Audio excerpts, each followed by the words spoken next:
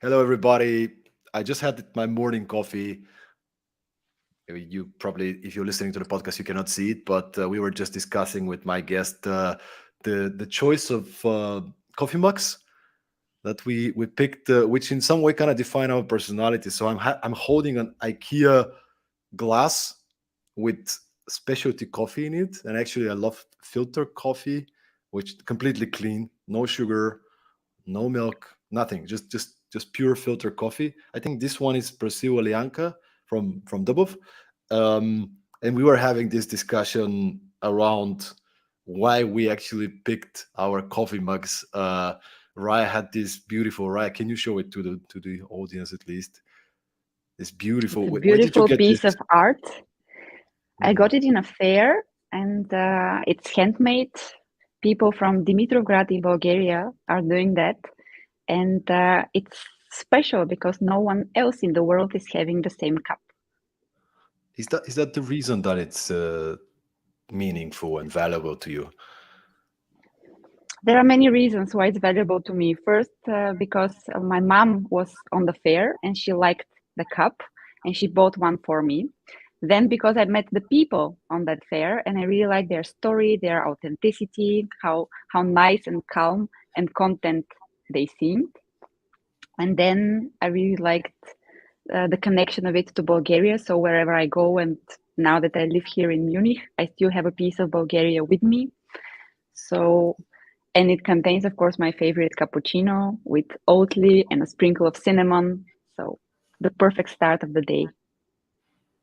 I'm feeling so boring right now with my IKEA cup, and I was just explaining to Raya that the reason I really like this glass is it is very functional. It's very comfortable to hold. You can see the coffee through it, and it's just very simple. It's the glass is thick, so it's productivity and simplicity. But I love your story, Raya, and those of you who are tuning in right now, we're going to have a beautiful session today. I'm so excited about that. We are all going to learn how to brand like a girl. And gentlemen, stay with us. I'm telling you, this is going to be a meaningful session for all of us It's as going well. to be good. It's going to be good.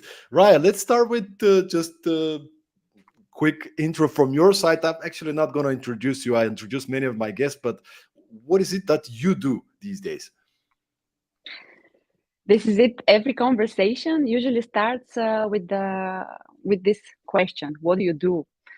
And recently, actually, my mind completely was blown away in a conversation like this because I was at a wedding and I socialized with some of the people. They were in groups, all talking in German, and I saw one person talking in English. So I approached him, and we started conversing. And I said, "What do you do?"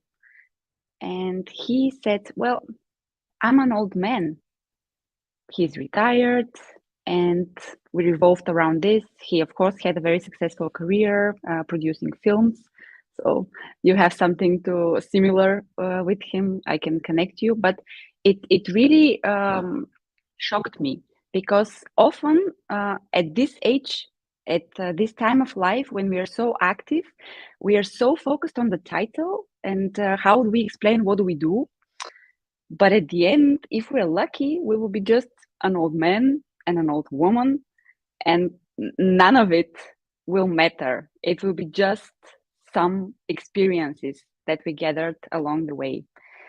So I'm trying to change that conversation and also to change it for myself because I'm also raised to fight for the title, to think about climbing the ladder, to think about my next career move, always to question, is it good enough? What's the next piece that I want to do? But I'm trying now to be calmer after this conversation with this guy and not be so obsessed about the titles that I have or the position that I am in this state of moment in this stage of life. Yep.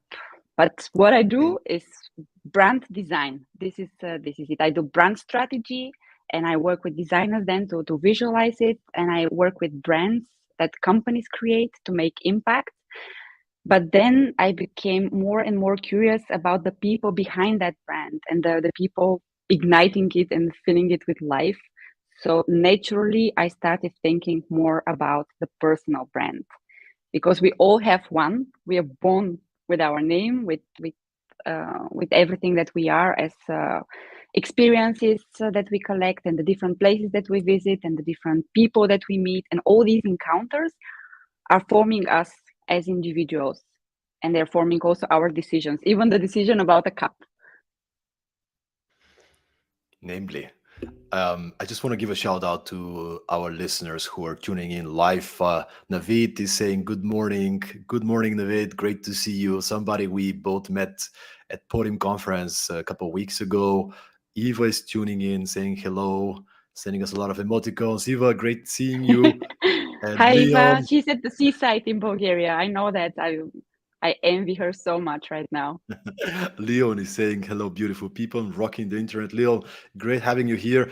And I just want to remind everybody, if you are tuning in live, feel free to post your question in the comments. We'll try to get some questions and make this conversation as valuable as it can be for you. But based on your reflection on my first question, right? Actually, I want to, before we tap into branding, personal branding, branding like a girl, I would like to hear a story from maybe, I know that you've been working a lot in Middle East, in different regions of the Mm. world. Could you share a story that will give us a good sense about who is Raya Drenski? Oh, these stories, I have so many of them, and I realized that what I do with my job and going to different places and meeting people is super, super exciting. And this defines me and gives me energy, and gives me the motivation to keep going. Now here that I live in Munich, and usually people ask me about my hobbies and what I do in my free time, and I feel pressure to say that I like the mountains and I like the lakes, and I have stories about going somewhere trekking, or going to picnics, or enjoying the nature, or enjoying the proximity to Italy or Austria or Switzerland and all that. But I think that my most interesting stories, those that I really enjoyed, happened in work environment, and happened while I was on a business trip, because pre-pandemic, and hopefully now, if we can say that the pandemic is on the verge of going away,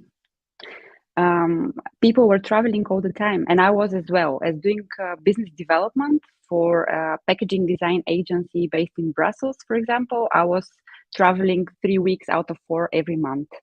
So it was very common that I wake up and I look at the ceiling and I'm wondering, where was I this morning? What was the hotel? So with that traveling, amazing stories happen. I was in Cairo when the revolution started. So we were supposed to have a meeting with Procter and Gamble, and their office is right next to Tahrir Square. So this happened in the morning, and there were so many people outside on the streets. I was really scared, and we were not sure if we're going to be able to fly back home together with the colleagues that I was with in Cairo. Then I was so often in Istanbul, for example, that I lived through many earthquakes, because Istanbul is famous for earthquakes. So I started feeling the groove, and it was just part of the deal, part of the package when you are in Istanbul. There also I had to smoke, because nowadays nobody smoke, but it's also part of the gimmicks of doing business in the Middle East. Most of the decisions and most of the contracts are actually signed in the coffee break, where we are out of the meeting room and out of the conference and out of the official part, and we just chat over a cigarette and very strong Turkish coffee. And this is the moment when business is done. And I was also in Iran when our workshop was delayed. So we were very close to missing our flight. We had to fly to Tehran, and then from Tehran to go back to Europe. So then we realized that the people that we actually consult for the brand design are extremely influential and very well connected, because they were able to just pick up the phone and hold a plane for an hour for us. So once we went to the airport and went through all security, separate women here, men there. I was veiled, everything very strict. We just ran to the plane. It was full of people and waiting for us for an hour. So stories So like this, I'm full of them. those of you who are listening, Raya has some very influential friends, so make sure to befriend Raya and be nice to her. That's one thing. But we are having a very nice question coming from the audience, which I think it's a good time to ask you this question. Elena Ivanova, thank you for being with us this Mm. morning. Elena is asking, well, she's saying, "Good morning, Stoyan and Raya. Good Describe, morning. please, the first step in successful personal branding." And then there's a second question you can also take. What's Raya's biggest blocker, struggle in professional and personal life? But maybe let's start with the first question. Please Mhm. describe the first step in successful personal branding. The first step in my view is the conscious effort, the moment when you realize that you have to be conscious about your brand, and you stop expecting people to see who you are. You start telling them, you start yelling at them, you start figuring out what's your story and what's the story that you want to bring to the world. And this is the most difficult moment. We tend to overlook this because we tend to believe that everyone is understanding. They see us, they communicate with us. They're supposed to put us in a box and to think, I know Raya, and she does this and that, and she's that kind of person. But we should stop presuming that, and we should be conscious about building a personal brand. The other thing is to be conscious that we are living and breathing organisms, and we change. And there are different milestones in our lives that are also forming us as individuals, and they're changing us. For example, Elena, I met in the States while we were on a work and travel program. And I think we wouldn't have bumped into each other in our daily life in Sofia back then, just because we were so different and with a different background. But we met under specific circumstances, like taken from our natural habitat and put in a very strange new situation, being in our early 20s, without parents, without friends, at the other end of the world, working 14, 15 hours every single day. And the click was immediate. So I think maybe we should also force ourselves into such situations that are not typical, and then forcing ourselves to communicate with people that are not in our daily surroundings. Because the easiest is to create our bubble and to be in a bubble. And I love my bubbles. I love communicating with people that I really like and appreciate. But sometimes when we go out of that bubble, there we see amazing people as well. And it's lovely when they're part of our lives. And the blocker, the second part of her question, this one is a no-brainer. We are our own blockers, and yep, this is usually the daily, just the daily life is our blocker, because life happens and we're so busy and everything is just one thing after another, one thing after another, and we don't stop to breathe, to take a moment, to think, to enjoy our glass of coffee, and to just let it be a little bit. And then blockers are easier to fade away. And I love. another yeah, something that I got as an advice from a mentor was to visualize that blocker and to say what it is, and maybe put it in a cup, drink it, and let it be away forever. I love your answer to the question about the first step about successful personal brand. I do agree that the first step is really to stop, to pause, and to look around, and I'm sure we'll go into some more practical steps and so on during the conversation. But to really decide to consciously start building your brand or your reputation out there. What do I want to be known for? Mhm. How do I want to be perceived? What are the some of the passions, some of the features that and authenticity plays probably a big role as well. Like not trying to be like I don't know, you're a marketer, you see this marketer, you try to be like them. Okay, great, but is it really you? Is it really Mhm. the way you would Your be calling. authentically. So we can go deeper into many of these topics, and I want to go really practical here, Raya, with this episode. But let's start just with brand like a girl. Where did your brand started? How did it started? Why did you decide to call it brand like a girl? And obviously, what does it mean, branding like a girl? I will start with the meaning first, taking your question backwards.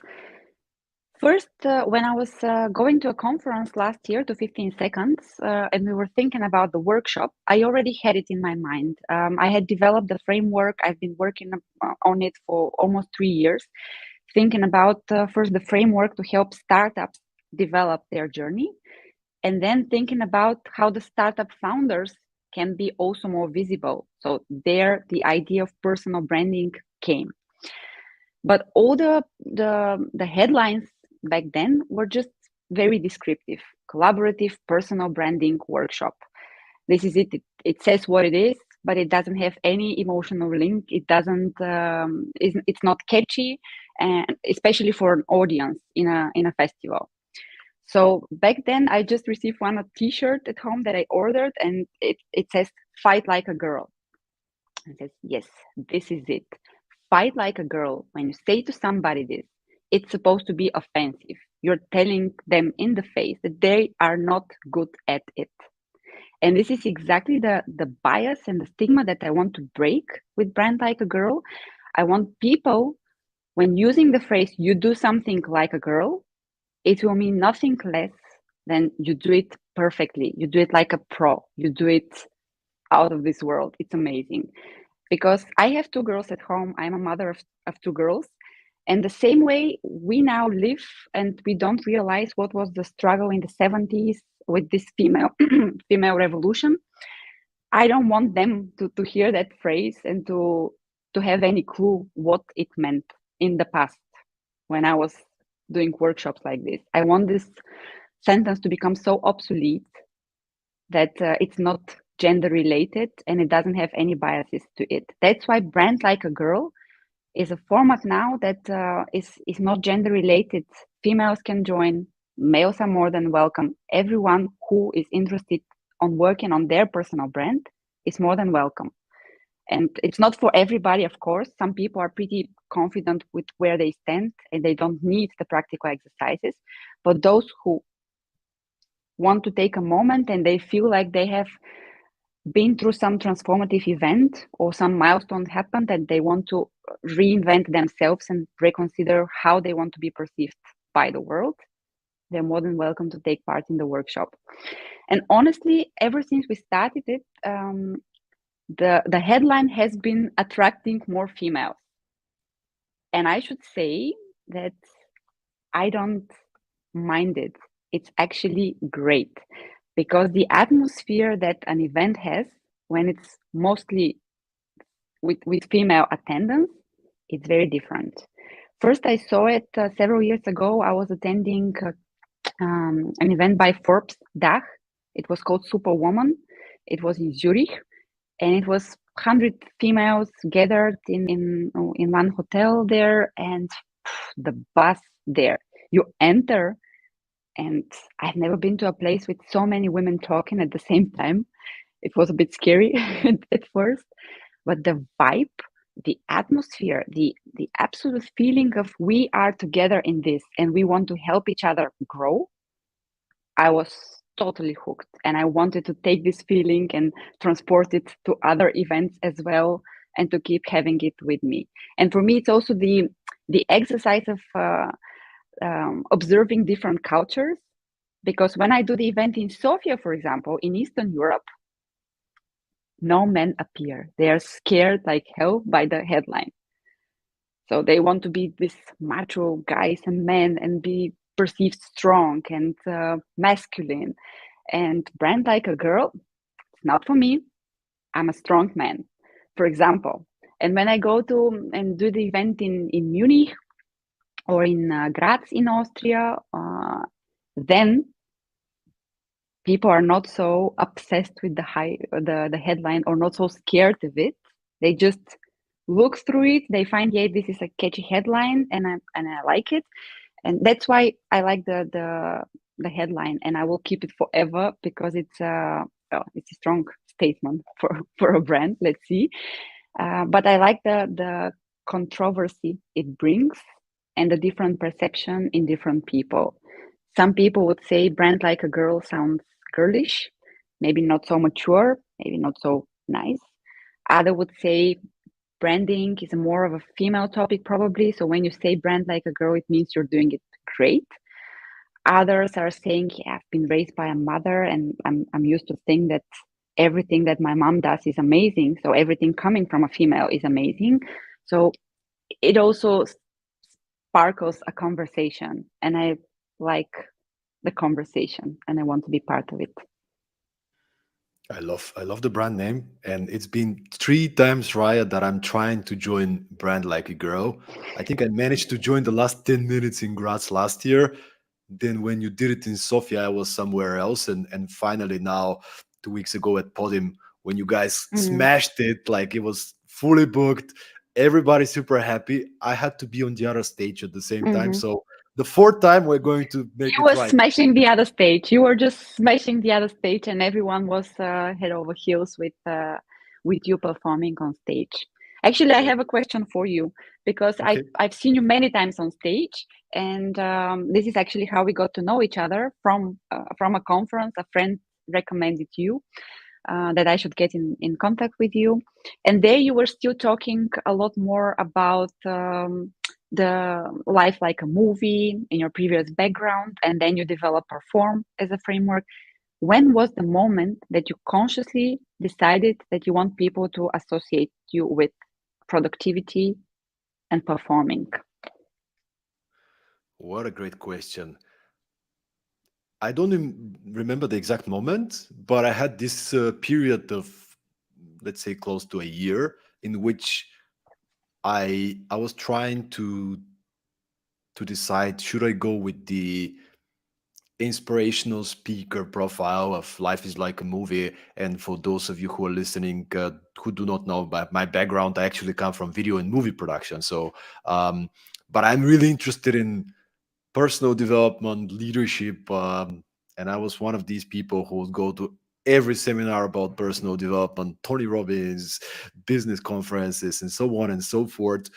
And yeah, I had this mm, thoughts like, should I go all in for the inspirational speaker or my other passion, productivity, which in many ways is a lot more practical and hands-on and specific strategies, tools that you can use.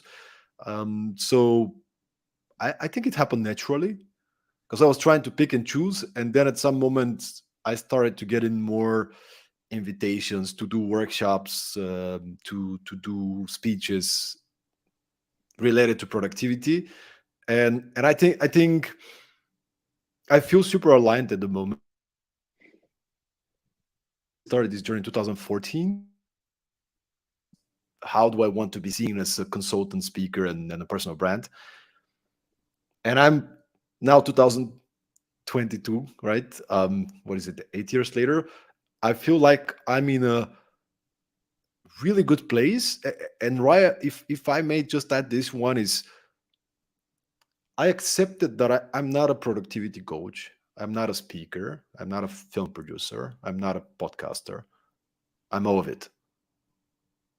I'm a package of all my passions, desires, expertise, networks, strengths, and I gotta go all in on me instead of trying to be a productivity coach or trying to Mm-hmm. be an author or something. And it's been a blessing uh, when you really see you and go deep in that, right? Like, what makes you, and we're going to talk about that, but what makes you who you are? What are your interests? What are your passions?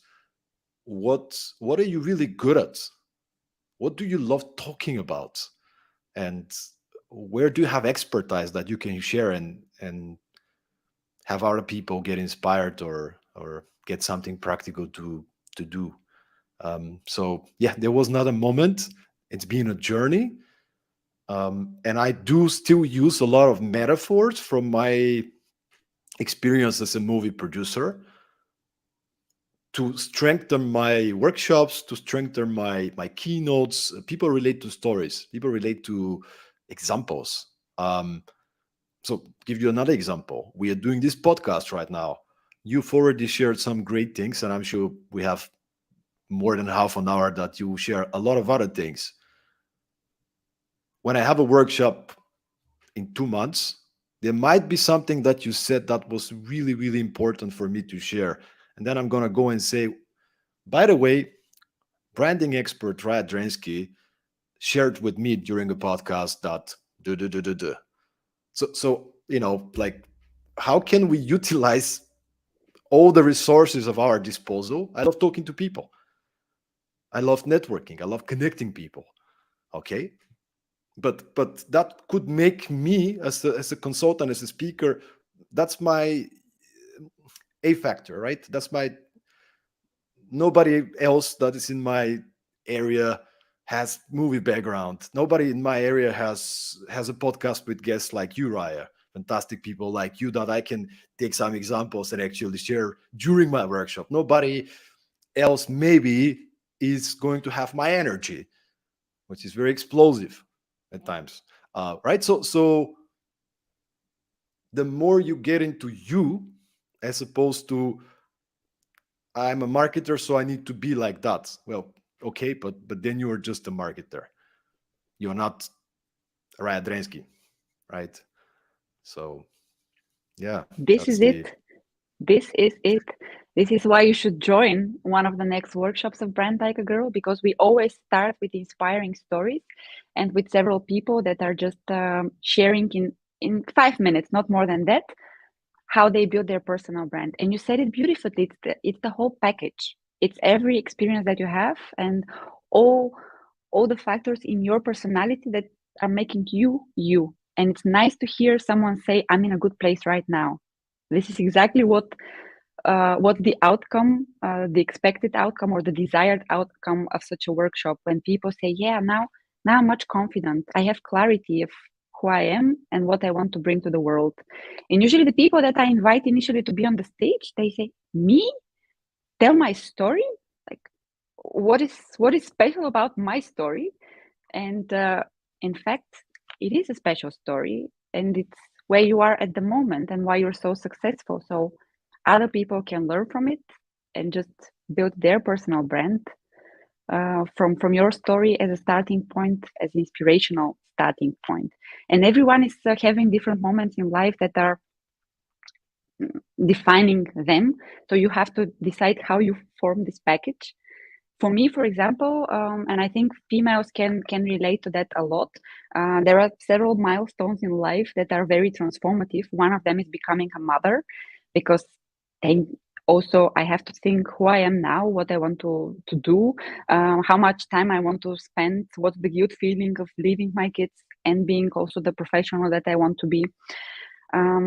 So at the moment when I was moving to Munich, I had these doubts, because first I was all my professional background was in business development, but every time I was talking to people and we were thinking, okay, what's your struggle, and they were explaining, I need to sell more, I need more people to buy from us, for my service, from my offering.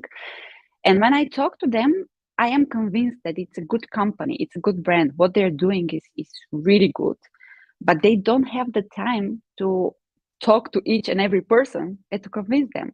So that's why the brand is so important, because people out there, your target audience, should be able to see that without you having to personally convince them. So you don't have to be in the room, and they still have to understand who you are and what you do. And Nele Zicher, who is my co-host in the workshops, gave me this sentence that Jeff Bezos is saying: "What is your personal brand? It's what people say about you when you're not in the room, and you should try to say it with as few words as possible."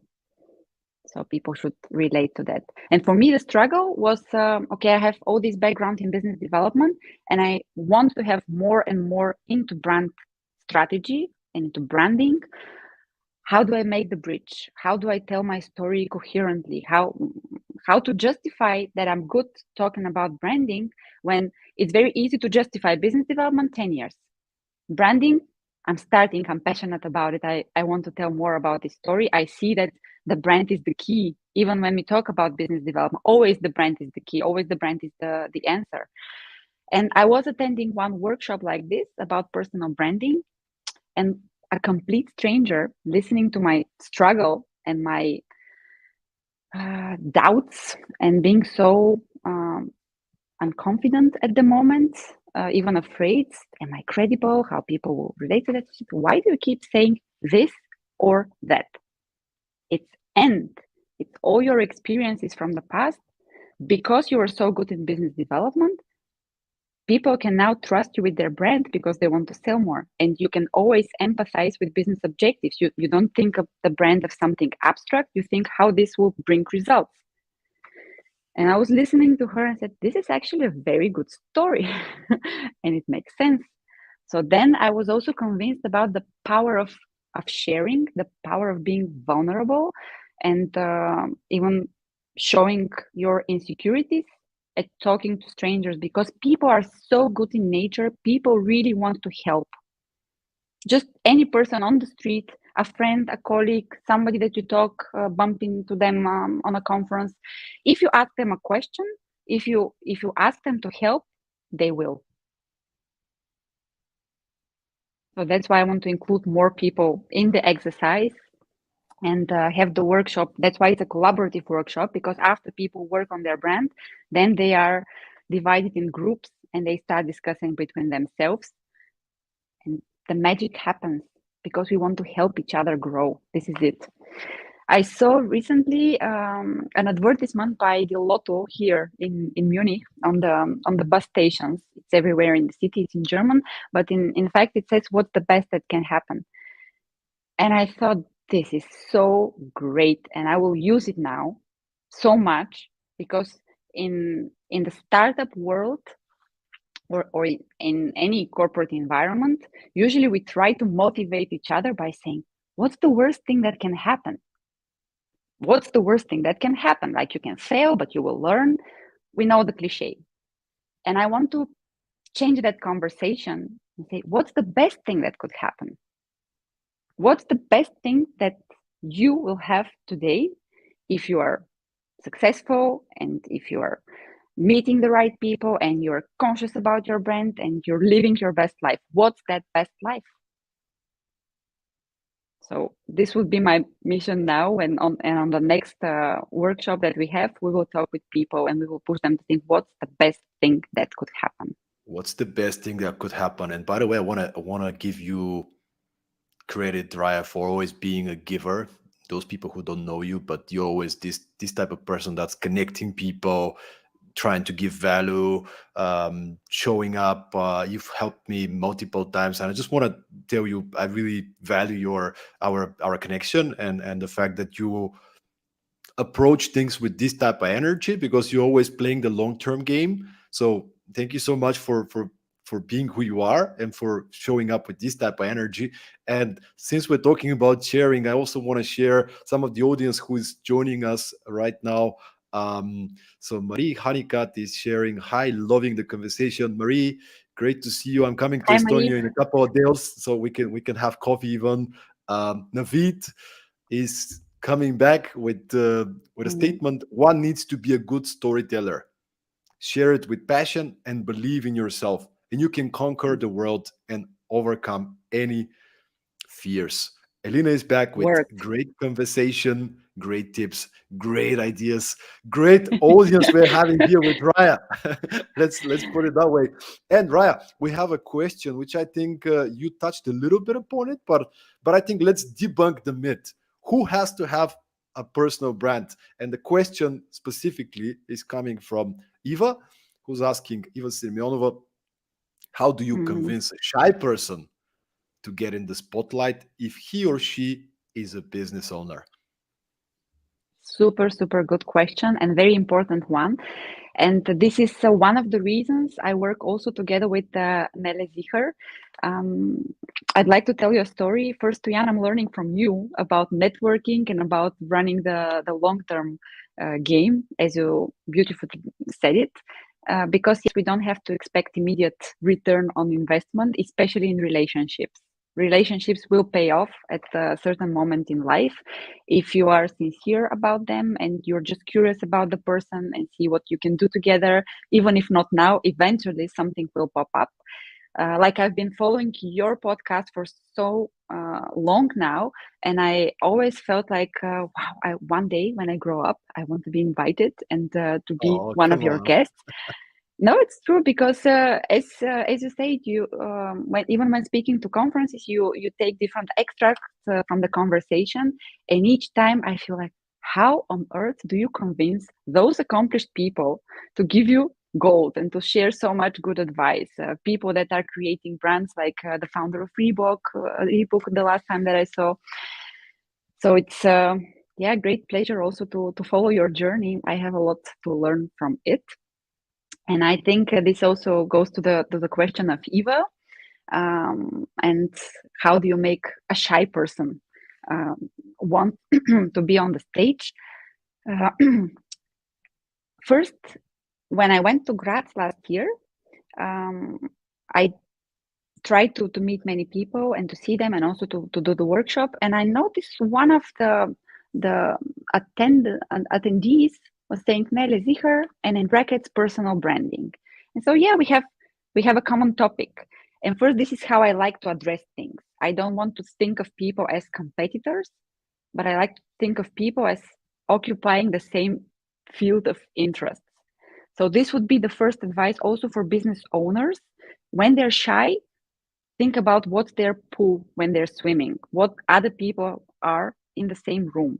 So one first easy way to try to get them out there and to be in a conversation, not to put them immediately in the spotlight, but to invite them to a table of similar people occupying similar positions. For example, if somebody's I don't know, a producer, maybe you can create a round table and gather other producers from the same field and moderate a conversation about the struggles they have. And there you go, you will have content to share afterwards, and the business owner will not be so stressed to begin with. So this would be one step, just to think about a safer start. So with Nele, for example, when we tried to meet each other there on the conference, we couldn't.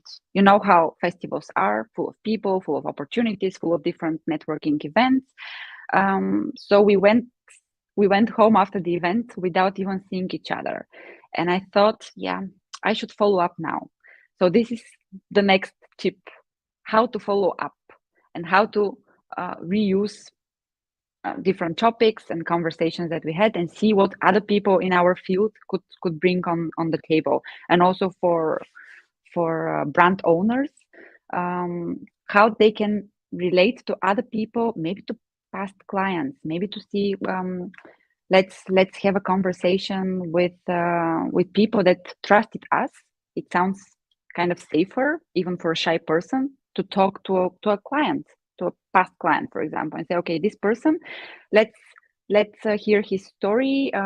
Would he recommend us as a company, as a business, and try to get this recommendation or endorsement stories? It can be useful for the website, for social media, for even bringing the client back in the company. Why not? Because sometimes they just need a little push and a little reminder why they should work with us. So this would be another thing to follow up and see what of those relationships that were ignited here and there we can restart and re-evaluate on a different level. So I connected with Nele, and she told me, I do personal branding for CEOs. Oh, wow, this is awesome, because personal branding also as a topic is so broad. We can have it from many different angles. It can be only for females. It can be for people in any transformative event after a milestone, like mothers coming back to work. We can approach it from many different angles, and it's such a smart way to approach it from CEO perspective. Because if we think of it, in our generation, it's kind of becoming a commodity to communicate through social media. For the generation that is younger, it's not even a commodity. It's like the metaverse or some. They exist better digitally than probably in real life. But for those CEOs, those who are now in managerial positions and is still in corporate environment that is not taken out of, that is still more uh, conservative, I would say. For them, it's really a struggle to be digitally visible and to communicate more in social media. So it's nice also to think how to help them because yeah, the conversations will change completely. I don't know if you noticed, Elon Musk, for example, yesterday told all employees that they have to be back to work, and this kind of remote hippie happy life is no longer going to be appreciated. And I don't know if you see the storm that this has created in social media, and like the younger generation think like, what the, how is this even possible, and taking us back to the office and our freedom, our rights, our productivity, our balance, and this and that. And on the other hand, we have people like him or maybe CEOs thinking about, yeah, I need to make this company profitable. I need to bring results. I need to make these people work together and see each other in the office and create value. So where is the angle in the middle? And these CEOs need to learn to communicate a lot better. And when they're more transparent and probably if they say where this is coming from, it would be also easier to understand from the employees. So this would be the three advices for Eva, to first start with something simpler as a setting that doesn't immediately put the person in the spotlight, but maybe surrounded by other people. The second would be to start also with conversing with people that are closer to them and easier for them to be in a conversation with, like past clients, current clients, other people that they know and trust. And the third would be to think about communicating their decisions and be more transparent and showing also their struggles and their vulnerability, because it's part of the package. Nobody is perfect. And I gotta say, even though I come out super extroverted, which I am, when I started on my journey of being out there, if I may say it that way, I was having all these doubts, and it's like making myself a Facebook page, or like, why should people? Who am I? No, why should people care? It was, to press the button, you know, do it. It Publish. was, published. It was hard. It was like, then I made the first post, and it was like, oh, like checking people like it, whatever. I mean, now it's super nature for me, right? I'm all out there, and if you go to my LinkedIn, you'll see, lots of posts, lots of content, lots of material. But I would say, if you are to begin right now, just don't overthink it, and you don't have to come up with reinventing the. I think that was something in my head. I need to come up with the most original thing nobody Yes. ever said. Good luck. No, no. Raya, we had a story together.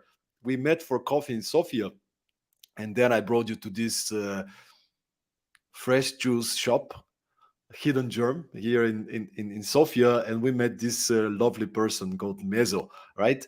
And just to tell the audience, um, it was fantastic. You have this little fresh juice shop. This is my favorite place. I always, when I walking downtown, I'll go and I'll get a ginger shot. He does the best ginger shots in town, and he's just positive, great guy with all these posters of football teams from the 90s. Like, I'm coming back 20 years in the past. But I shared with you, Raya, this story that one morning I got my ginger shot. Mezo is smiling, and he's just making my day with his mood and attitude. And while he was making the shot, I noticed this trash bag that was staying in front of the shop, and I was just staring at it. And Mezzo saw me staring at the back, and he was like, "Oh, um, I'm paying a homeless person every day to throw away my trash." And then I look around, and I saw that the trash bin is probably 10, 15 meters away. He doesn't need to pay this person anything. He can do it himself. But I was like, oh my God, what a beautiful way to not just support this homeless person, but actually to teach them something, that they need to earn it, and give him hope. And it was so inspiring. And I went online, as you saw, Raya, and I posted the story, right? Uh, LinkedIn, hey, this, and people get engaged. It doesn't look. Everybody has stories. You find stuff every day on the street, right? Like you had something at work that may be a good lesson. As long as it's about how can I give value in some way, right? It could be something fun, it could be something inspiring, it could be something useful and practical and insightful. It could be just I read a book, and there was this quote that was really, really, it really made me think about this and that. Like, you personalize it through your own lenses, but inspiration and ideas, they don't need even to be yours. They could be, but they don't need to be. And maybe to do it and make it a lot more even practical, right? I would like to go down in the trenches with you right now a little bit, because we're speaking high up many ideas, but more, let's imagine somebody is listening right now, and they could be an executive, they could be entrepreneur, they could be working for a company, but they haven't been conscious about their personal brand. They haven't done anything. Maybe they're not posting on social, they're not going to podcasts. They just realize, I need to be out there. Give me some practical exercises or examples of what could this person do so they can start shaping their personal brand. Okay, the first move would be to write down what is your goal. Why do you think it's important to work on your personal brand? You must have something in mind. And for different people, the triggers are different. If you are a founder, you might need financing. You might search co-founders to join you on the journey, or you might want to attract the best talent to join your startup. So you must have a particular goal in mind. Why do you want to work consciously now on your personal brand, and why do you want people to see you? For example, when I invited a friend of mine, Jasmina Givazieva, who is a founder of Cardinal Bites, a company doing protein balls in Bulgaria, and invited her to the workshop, I said, come and share your story. Said, why should I talk about myself? I want to talk about the brand that I'm creating. I don't work that much on my personal brand. I said, are you sure? Because you are on fire, you're full of energy, you post every day on topics about nutrition, about sport and exercise, about healthy living habits, about also the journey of the protein balls and how you're developing the story. Why do you think people join you on your journey? It's because of you as a person and the energy that you have, because they are convinced you will get the job done. That's why investors are backing her up. That's why people want to work with her, and that's why you just want to be around her in a room, because you know she's radiant with energy. And this is the personal brand. And this is the first step. You need to know who you want to attract, who should be in that room with you after you know your goal. So think about the goal first, write it down, then think about the people who should listen. And I usually say this also in the workshop. It's very tempting to see this is for everybody. This is the biggest mistake all brands are doing, not just people, but also companies thinking like, yeah, my offering is for everybody. Nope. Big no. Your product, your service, you as a person, you need to communicate to a specific target audience. And that's all right. Not everyone is going to be interested in your story or your product and your offering. You just need to find who will be interested, and then define your message and think how to meet those people and be in the same room with them. So first is the goal. Second are the people that should listen to the message. And only then, after completing these two steps, you can start thinking, okay, who am I? And you said it beautifully just before, the whole package. Who am I? So you should be able to write down this. And it's a lot. It's a lot that everyone is having. We just don't think about it. I can bring experiences from somewhere, so many places. Now Elena, for example, reminded me that I was in the States. It's a crazy experience to be there. It's like having another life in the life that we're having, spending 5 months in a completely new place. um, Americans movies had a different feeling afterwards, because I can be closer to the culture. I can understand where it's coming from. Eating cereal for breakfast, for example, or being so much in the Middle East and seeing how people communicate and how the relationships are between women and men, hierarchies in the company, or being more in Eastern Europe, seeing that for us, hierarchy really matters. You need your boss to make the decision so you can follow freely and with full heart and say, okay, this is the direction, let's run. And in other places, people are saying, yeah, we are flat structure, there are no hierarchies, people can just make the decision themselves. It's everywhere is so different, and every company and every situation is different. So we need to find what's our goal, what's our audience, and then what we bring to that party. What is the full set that we have, everything that is forming our personality.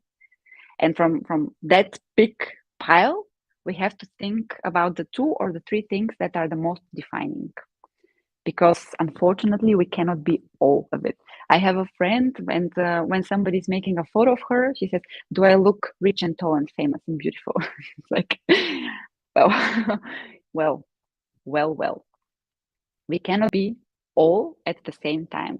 So we have to be those 2 or 3 things that are making us happy, content, shining, and relatable to other people. Raya, I'm tempted here just to get a little bit of free consulting, I guess, but to just to just to we've been following each other for quite a while, and I'm wondering, what do you find are those 2, 3 things, or generally, how would you describe my personal brand, and what would be your recommendations for what could I upgrade and improve forward? Okay, this is unexpected, so let's see how to react on spot. It's a nice challenge, and I think everyone should be prepared for one. If you are doing what you're doing with passion, such situations should not bother you in a way. So, first of all, as I said, I'm learning a lot from you. I follow your journey, and I think this is the biggest motivator for all people to remain curious about the situation in which you live and which you occupy at the moment.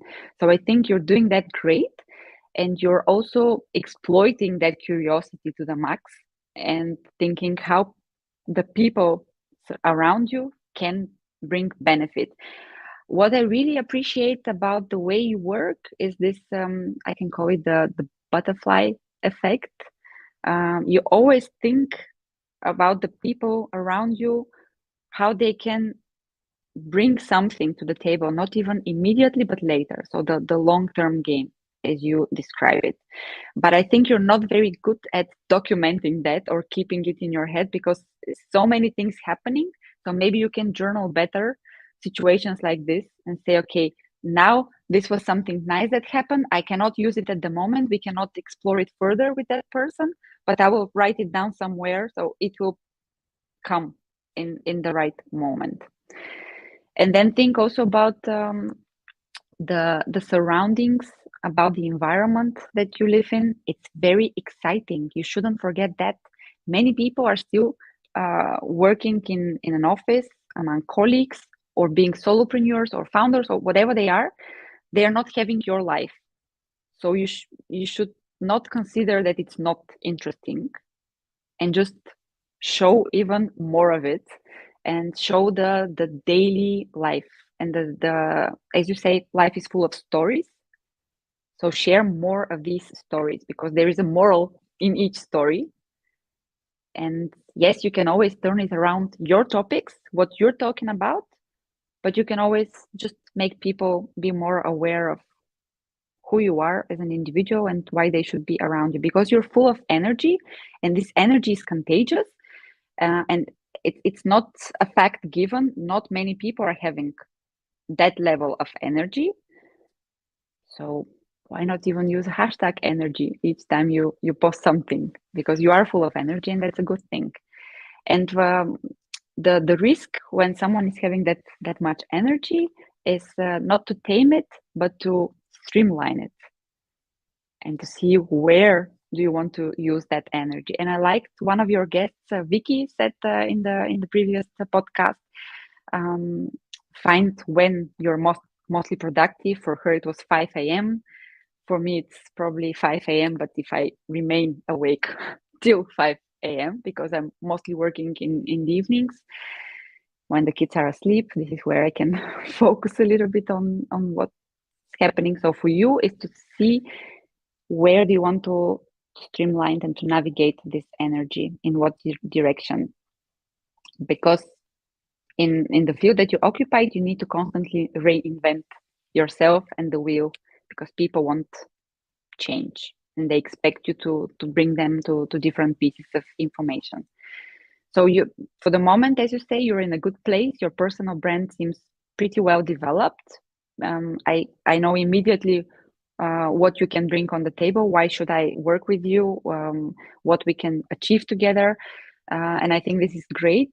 People need that clarity, but it's also important for you when you're so energetic not to become bored of of talking within the same constraints each time and about the same topic. So this would be the challenge from my perspective about your personal brand. Think how not to get bored soon. I love it. Thank you, Raya, so much. And when you were sharing, it really made me think how we take things for granted sometimes. You mentioned you having all these travels and interesting trips, meeting great people, and somehow you take everybody who's Mm-hmm. listening. You have interesting things happening in your life, Mm-hmm. but because they're part of your life, you kind of take it for granted, and it's not. I don't know what is your kind of superpower, Raya, on top of branding and being connecting people and so on. One of the things that I would always get as feedback is, Toyan, you need to teach people how to network and build relationships. And I would always say, yeah, but that's easy. Everybody knows that. Who would want to like this is this but it's natural, right? You listener, you have something. You have something that you're really good at and you take it for granted. So if you focus really, as you said, streamline your energy Mm-hmm. on these things, you have a lot of stuff to put out there. And personal branding goes beyond Mm-hmm. your digital presence. It's part of it, but it's reputation. How you, like, some people have no online presence at all, but it's just like, oh yeah, this person is, they're the best in X, or they're always super professional. Like they have a personal brand, not Mm-hmm. online. And I'm all in for using the channels that are where the attention is, but there's a your personal brand is way beyond that, through your actions, through the way you Mm-hmm. deliver, through the way you treat people. So every moment is an opportunity to actually improve your personal brand, improve your reputation, be the kind person, be the person that gives more, be the professional, be the person that connects people and brings value. So these are some of the reflections from your insights about this.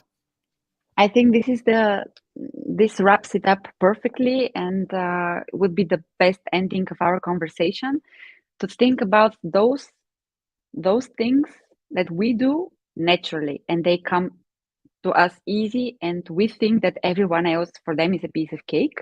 So it's a difficult exercise, but we have to think about everything that comes naturally, and Brand Like a Girl is the perfect example for that, because for me this was a passion project. I never expected it will explode that much, and I promise you, Brand Like a Girl conferences and festivals will queue to invite us to be part of the agenda, because it's relatable and everyone should work on it.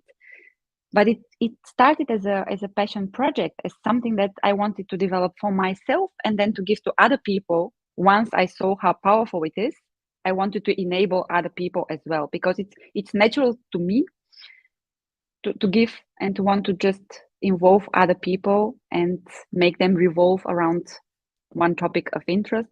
So it comes naturally to me, this networking, this meeting people, this curiosity, and seeing how we can explore that in the future. And for you as well, the networking, the energy, the the opportunity to make people feel at home in an event when they're all alone and they don't know anybody there in the crowd. This is a gift. So we need to find what makes us happy and what comes easy without push, without extra effort, and capitalize on that. Boom, nailed it. So, final question, right? So we can wrap up this episode. By the way, I just want to say thank you for everybody who's been with us. Thank Drop you. us a comment and let us know what was the one thing that you took out of this conversation. Perhaps there was an idea, perhaps there was just the energy of Raya and myself. What was the one thing that you really took out of this conversation? We'd love to hear from you. Or if you have any follow-up questions, Eva is already onto it, saying thank you for another inspiring conversation, great insight. Eva, thank you so much. Sending you hugs and kisses to to being with us this morning, or afternoon if you're listening to the podcast afterwards. But I want to wrap it up, Raya, with just I'm sure there's a lot of the listeners now asking themselves, how do we get in touch? How do we learn more about Brand Like a Girl? Where could we find these two ladies that are kicking it and smashing it? And where could people find you, follow you, and get in touch, maybe join your workshops? Thank you for asking that. Brand Like a Girl is now having its European tour and going, as I said, to different conferences. Next week, we will be visiting as attendees 15 Seconds, and it's a place that is very close to my heart because this is where Brand Like a Girl was born. This is the place where we had the first workshop, and I met incredible people, and the atmosphere was amazing. And some people cried even. It became very emotional. And this was for me the justification that we should keep doing it. And we keep it simple. We're having a page in LinkedIn, and we are very accessible also on LinkedIn, both Nele and myself. And we are constantly answering to many messages, especially after we are at the conference and helping people with their personal brand. And our next move will be more on the corporate side, as I said, to help not only CEOs, but also to think how bringing personal branding workshop to an organization and helping people be more mindful about their personal brand will actually help the company, because the best ambassadors of any company are their employees, and they are the greatest asset. But you cannot force people love your company and share about your company. So the best thing is to motivate them, to give them tools, to help them be content and confident about what they do. And once they are, they will gladly share, and they will be very proud of where they work and where they belong. And they will also support the brand in which they work and they participate. So I wanted to keep the ball rolling. I love it. Thank you so much, Raya. And just to feature a few more of the people. So Eva is sending us a heart right now. Thank you, Eva. Navid is summing it up with tenacity is what is my one word for Mm. you both. Well done for you, both of you. Navid, you're such a giver. You're such a value creator. I can't wait to actually catch up with you this afternoon, but it's a different topic. Navita, I should also talk to you. Yeah, I'm very curious also to meet you. Eva, I know she's full of Go energy. follow She's a Navid as communication well. queen. I will. I will. But Eva is full of energy. She's a communication expert, and she's also somebody who is having a PhD, which is a very difficult thing to obtain. So kudos, Eva. You're awesome. I'm very happy that I have met you, and you're also part of my life now. Amazing. And And Elena, just thank to you for let's joining to too. finish with Elena, who's saying, love the reminder about the small things and how we take our life and leverage for granted. Mhm. Also to focus on the job things, hobbies which are happening without much effort. Effortless. That's the one Mhm. word. So thank you so much, everybody, for being with us. Really love all the messages, the comments, and just reach out afterwards. Send us a question. Let's connect. Let's do cool stuff. Episode 110, which means there's 109 more episodes. If you go to Spotify, YouTube, or Apple Podcast, or any other podcast platform, I'll keep inviting exceptional people like Raya, having exciting conversation, insightful conversations. Actually, next Tuesday we have another yet amazing guest, John Paul Rollert, who's a professor in University of Chicago and Harvard, teaching leadership. He's all about ethical leadership, and we'll talk about are leaders born or are they created? So tune in live or listen on the podcast platform. Let us know what we can do to improve, and have an amazing day. Go build your personal brand. Brand like a girl, right, Raya? Let's brand like a girl. Let's brand like a girl. Have a good day, guys. Bye bye.